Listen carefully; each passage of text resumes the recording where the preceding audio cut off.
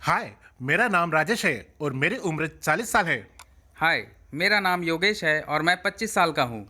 मैं 5,000 रुपये प्रति माह म्यूचुअल फंड में एसआईपी के जरिए रिटायर होने तक निवेश कर रहा हूँ। क्या बात है। मैं भी 5,000 रुपये प्रति माह म्यूचुअल फंड में एसआईपी के जरिए रिटायर होने तक निवेश कर रहा हूँ। मेरा retirement fund 12% average return rate के साथ लगभग 50 लाख रुपए बन जाएगा। और मेरा भी 12% एवरेज रिटर्न रेट के साथ मेरा रिटायरमेंट फंड 3,25,00,000 रुपए तक बन जाएगा। फ्रेंड्स, इस उदाहरण में राजेश को 20 साल एसआईपी में निवेश करने पर 50 लाख रुपए मिलेंगे, तो वही योगेश को 35 साल एसआईपी में निवेश करने पर 3,25,00,000 रुपए मिलेंगे। ऑलमोस्ट राजेश से 6.5 गुना ज्यादा। देखा जाए तो योगेश का पैसा राजेश के पैसे के 2 गुना तक मिलना चाहिए था, क्योंकि योगेश ने राजेश से लगभग 2 गुना अवधि ज्यादा निवेश किया है। फिर भी योगेश को राजेश से 6.5 गुना अधिक पैसा मिलता है। ऐसा क्यों? फ्रेंड्स, ऐसा पावर ऑफ कंपाउंडिंग की वजह से हुआ है। तो ये पावर ऑफ कंपाउंडिंग है क्या, जिसकी वजह से आपको अच्छे रिटर्न्स मिलने में मदद मिलती है? तो क्या आप जानना नहीं चाहेंगे कि ये पावर ऑफ कंपाउंडिंग यानी कंपाउंडिंग की शक्ति क्या होती है और ये कैसे शेयर्स या म्यूचुअल फंड में काम करती है? क्या आप जानना नहीं चाहते कि पावर ऑफ कंपाउंडिंग किस प्रकार के म्यूचुअल फंड में काम करती है और किस प्रकार के म्यूचुअल फंड में काम नहीं करती है? अगर इन बातों को आप जानना चाहते हैं और समझना चाहते हैं कि पावर ऑफ कंपाउंडिंग कैसे आपकी वेल्थ को बढ़ाने में मदद करती है, तो इस वीडियो को पूरा देखें। फ्रेंड्स, आपसे एक रिक्वेस्ट है, फाइनेंस और इन्वेस्टमेंट रिलेटेड जानकारी के लिए इस चैनल एमके फाइनेंशियल को जरूर सब्सक्राइब करें। नमस्कार मित्रों, मैं मनोज कुमार आपका स्वागत करता हूं आप ही के लिए बने गए यूट्यूब चैनल एमके फाइनेंशियल में इन्वेस्टमेंट सिंप्लीफाइड।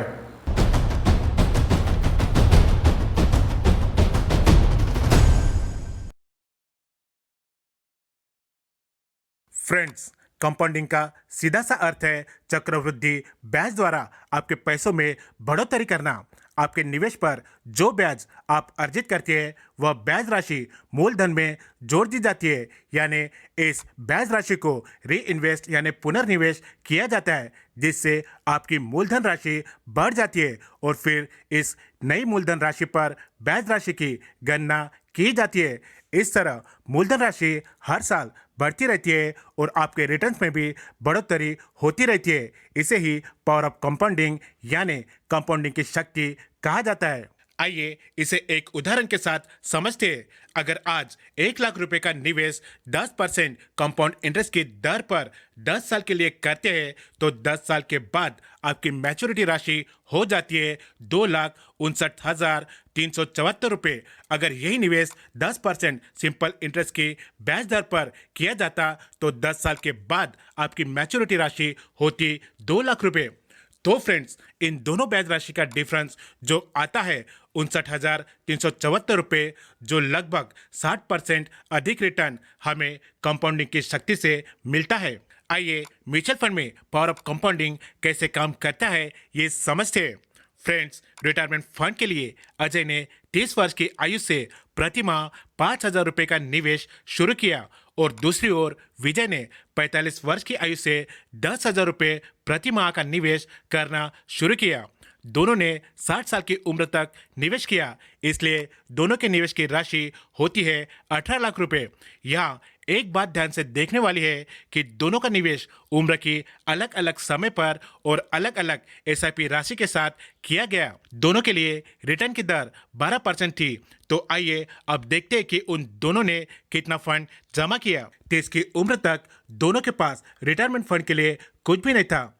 35 की उम्र में अजय के पास 4,12,000 रुपये जमा होते हैं, तो विजय के पास कुछ भी नहीं। 40 की उम्र में अजय के पास 11,61,000 जमा होते हैं, तो विजय के पास कुछ भी नहीं। 45 की उम्र में अजय के पास 25,22,000 रुपये का फंड तैयार हो जाता है, तो विजय अभी निवेश शुरू करता है। 50 की उम्र में अजय के पास 49,95,000 रुपये का फंड तैयार हो जाता है, तो अभी विजय के पास 8,24,000 रुपये जमा होते हैं। 55 की उम्र में अजय के पास 94,88,000 रुपये, तो वही विजय के पास 23,23,000 रुपये बन जाते हैं। और 60 की उम्र में अजय के पास 1,40,00,000 76 लाख रुपए का फंड तैयार होता है तो विजय के पास 50,45,000 रुपए का रिटायरमेंट फंड तैयार होता है। इस उदाहरण में एक समान राशि का निवेश करने के बाद भी अजय का फंड विजय की तुलना में लगभग 3.5 गुना अधिक होता है।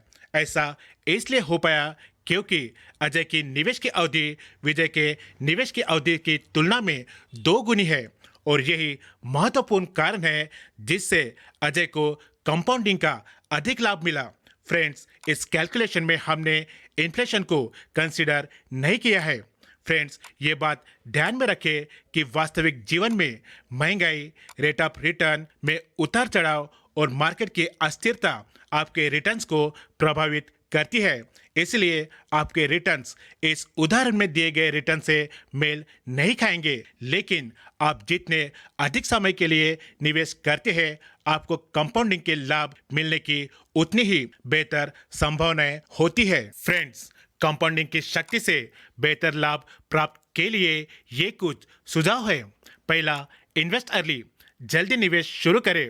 कंपाउंडिंग का प्रभाव आपके निवेश की अवधि बढ़ने के साथ बढ़ता है, इसलिए अगर आप किसी फाइनेंशियल गोल यानी वित्तीय लक्ष्य के लिए जल्द निवेश करना शुरू कर देते हैं तो आप अपेक्षाकृत रूप से बेहतर लाभ प्राप्त कर सकते हैं।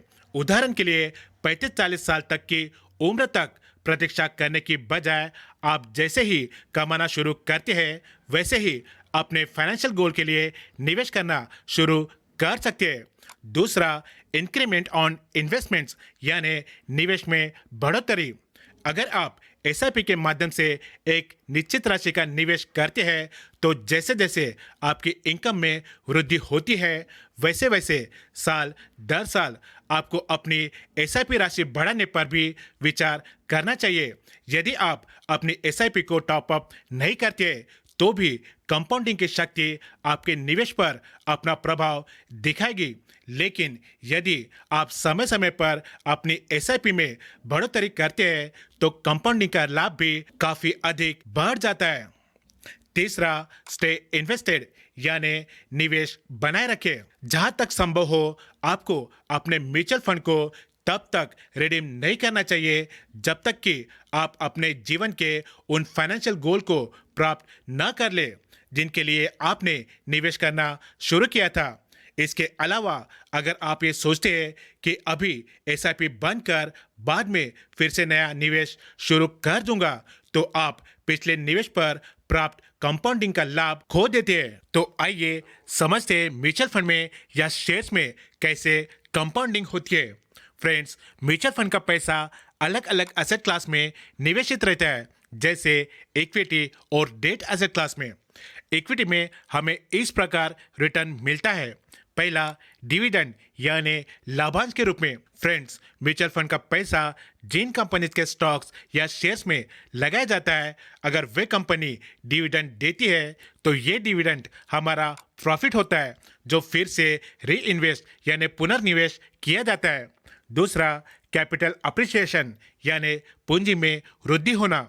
जब कोई शेयर अच्छा मुनाफा देता है तो उसे बेचा जाता है और फिर यह राशि फिर से निवेश की जाती है। इक्विटी में कोई कोई कंपनी बोनस शेयर देती है जिससे हमारा मुनाफा बढ़ जाता है। तो वही डेट एसेट क्लास में हमें इस प्रकार रिटर्न मिलता है।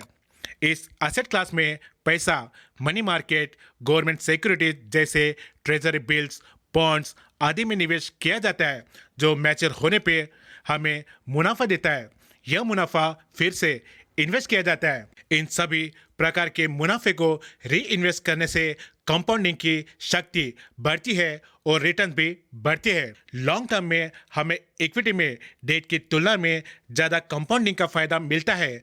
अगर आप लॉन्ग टर्म में निवेश करना चाहते हैं तो इक्विटी म्यूचुअल फंड में ही निवेश करें, या कहे इक्विटी म्यूचुअल फंड में कंपाउंडिंग की शक्ति बेहतर काम करती है तो डेट म्यूचुअल फंड में कंपाउंडिंग का उतना लाभ नहीं मिलता है।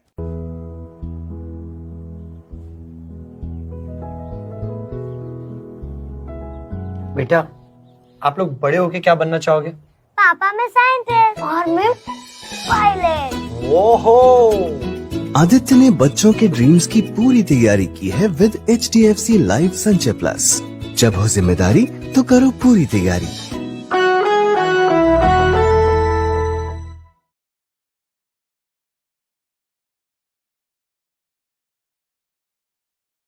फ्रेंड्स, अगर आप भी पावर ऑफ कंपाउंडिंग के लाभ से अपनी वेल्थ को बढ़ाना चाहते हैं तो जल्दी निवेश शुरू करें और उसे लॉन्ग टर्म के लिए निवेश करें, क्योंकि जितनी जल्दी आप निवेश करते हैं कंपाउंडिंग का उतना ही फायदा आपको मिलता है। फ्रेंड्स, अगर आप भी शेयर्स या म्यूचुअल फंड में निवेश करना चाहते हैं तो आप हमसे इस नंबर 9975355099 पर संपर्क कर सकते हैं। फ्रेंड्स, अगर ये जानकारी आपको अच्छी लगी हो तो प्लीज़ इस वीडियो को लाइक करें और अपने फ्रेंड्स एंड फैमिली के साथ जरूर शेयर करें। फाइनेंस और इन्वेस्टमेंट रिलेटेड जानकारी के लिए इस चैनल एमके फाइनेंशियल को जरूर सब्सक्राइब करें। वीडियो देखने के लिए धन्यवाद।